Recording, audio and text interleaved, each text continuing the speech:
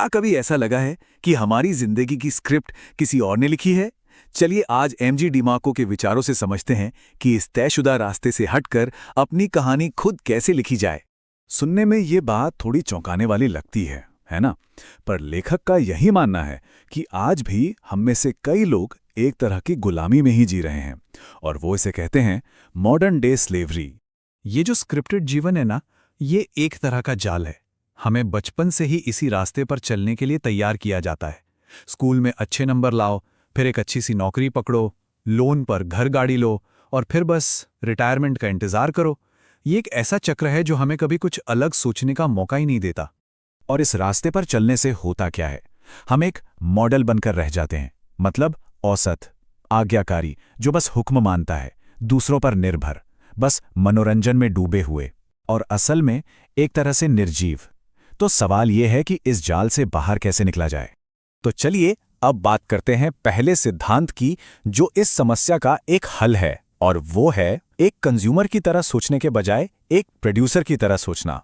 देखिए, एक कंज्यूमर या उपभोक्ता की सोच क्या होती है? वो सिर्फ चीजें खरीदता है, जबकि एक प्रोड्यूसर या निर्माता ये समझने की कोशिश करता है कि वो चीज बनी कैसे, उसे पैक कैसे किया गया और उसे बेचा कैसे गया। वो अपनी सैलरी सिर्फ खर्च नहीं करता, बल्कि उससे संपत्ति बनाता है। तो इस जाल से बाहर निकलने का पहला कदम है अपनी सोच को बदलना। और ये कहावत इस बात को कितने सही तरीके से समझाती है। इसका मतलब सीधा सा है, जब पूरी दुनिया एक ही चीज के पीछे भाग रही हो, तो उस भीड़ का हिस्सा मत बनो, बल्कि उन लोगों की जरूरतें पूरी करो जो उस भीड़ में शामिल हैं। असली पैसा, असली वैल्यू वहीं से बनती है। ये जो प्रोड्यूसर वाली सोच है ना, ये एक बहुत ही पावरफुल प्रिंसिपल से जुड़ी है, जिसे कहते हैं लॉ ऑफ अफेक्शन। ये हमें ये समझने में मदद करता है कि क्यों कुछ लोग दूसरों से कई ज्यादा कमाते हैं। जैसे कभी सोचा है कि एक मशहूर क्रिकेटर एक बहुत अच्छे डॉक्टर से भी ज्यादा क्यों कमाता है? जवाब इसी नियम में है।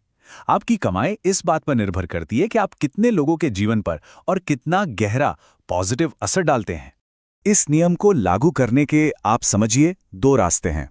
पहला है स्केल पर काम करना, यानी कि लाखों लोगों को कोई कम कीमत की चीज बेचना। और दूसरा रास्ता है मैग्नीट्यूड का, मतलब कुछ ही लोगों को कोई बहुत महंगी और असरदार चीज बेचना, जो उनकी जिंदगी में एक बड़ा बदलाव लाए। दोनों ही तरीकों से एक बड़ा प्रभाव पैदा किया जा सकता है। तो सवाल यह है कि ये बड़े बड़े बिजनेस आइडियाज आते कहां से हैं? जवाब बहुत सिंपल है, लोगों की शिकायतों और समस्याओं से। जब भी कोई कहता है ना, यार ये ठीक नहीं है, या काश ऐसा होता, तो समझिए वहीं एक मौका छिपा है। उबर का आइडिया भी तो ऐसे आया था, जब लोगों को टैक्सी मिलने में परेशानी होती थी। अब आते हैं दूसरे सिद्धांत पर। यह सिद्धांत हमें बताता है कि हर रातों रात मिली सफलता के पीछे की असली कहानी क्या होती है। हम अक्सर कामयाब लोगों को देखते हैं और सोचते हैं कि यार ये तो रातों रात सफल हो गए, पर क्या सच में ऐसा होता है?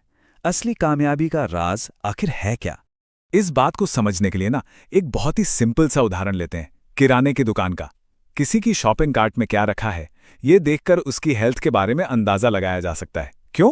क्योंकि वो एक दिन का फैसला नहीं है, बल्कि रोज की छोटी छोटी आदतों का नतीजा है। सफलता का भी यही हिसाब है। ये कोई एक दिन की घटना नहीं, बल्कि लगातार चलने वाली एक प्रक्रिया का नतीजा है। और यहीं पर एक बहुत जरूरी फर्क समझना होगा, एक्शन फेकिंग और एक्शन टेकिंग के बीच। एक्शन फेकिंग का मतलब है वो काम करना जिससे हमें लगता है कि हम कुछ कर रहे हैं, जैसे जिम जाने के लिए जूते खरीदना, पर असल में जिम न जाना। ये सिर्फ प्रोडक्टिव होने का दिखावा है। वहीं दूसरी तरफ है एक्शन टेकिंग, यानी असल में वो काम करना जो हमें हमारे लक्ष्य के करीब ले जाए। ये हमेशा याद रखना चाहिए कि हर बड़ी चीज की शुरुआत बहुत छोटी होती है। अमेज़न की शुरुआत कोड की बस एक लाइन से हुई थी। हैरी पॉटर की शुरुआत एक पैराग्राफ लिखने से हुई थी। इसलिए जरूरी ये है कि शुरुआत की जाए, चाहे वो कितनी भी छोटी क्यों ना हो। ठीक है, तो अब आता है हमारा तीसरा सिद्धांत, जो सिर्फ एक बिजनेस खड़ा करने के बारे में नहीं है, बल्कि एक पहचान, एक भरोसा बनाने के बारे में है। एक बात सोचिए, जब हम कुछ खरीदते हैं तो क्या हम कभी ये पूछते हैं कि इसे बनाने वाले के पास कौन सी डिग्री है? नहीं ना। हम सिर्फ ये देखते हैं कि प्रोडक्ट कैसा है और कंपनी की बाजार में इज्जत कैसी है। मतलब साफ है, मार्केट में आपके काम की कीमत होती है, आपकी डिग्रियों की नहीं। और ये फेरारी वाला उदाहरण तो कमाल का है। फेरारी जैसी कंपनियां हर किसी को अपना सामान बेचने की कोशिश नहीं करती।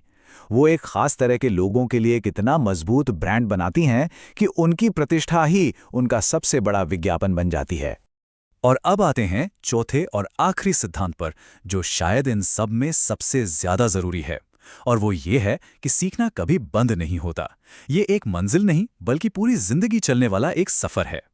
हम में से ज्यादातर लोग क्या सोचते हैं कि कॉलेज खत्म तो पढ़ाई भी खत्म, पर असलियत ये है कि असली पढ़ाई तो कॉलेज के बाद ही शुरू होती है, जब हम अपनी सीखी हुई चीजों को असल दुनिया में इस्तेमाल करना शुरू करते हैं। तो जब लोग खुद से सीखने की शुरुआत करते हैं तो एक सवाल अक्सर सामने आता है कि इतनी सारी किताबें हैं, कौन सी पढ़ें, क्या पढ़ें? और इसका जवाब ना बहुत ही सीधा और सिंपल है। वो किताब पढ़नी चाहिए जो आपकी अभी की प्रॉब्लम का सबसे अच्छा सलूशन दे। अगर जेब में पैसे नहीं हैं तो इन्वेस्टमेंट पे किताबें पढ़कर क्या फ़ायदा। बेहतर है कि कोई ऐसी स्किल सीखने वाली किताब पढ़ें जिससे कमाई बढ़ सके। तो चलिए एक बार फटाफट से इन चारों सिद्धांतों को फिर से देख लेते हैं, जो स्क्रिप्टेड जिंदगी से बाहर निकलने में मदद कर सकते हैं। एक निर्माता बनो, प्रोसेस पर ध्यान दो, एक ब्रांड बनाओ, और हाँ, हमेशा सीखते रहो।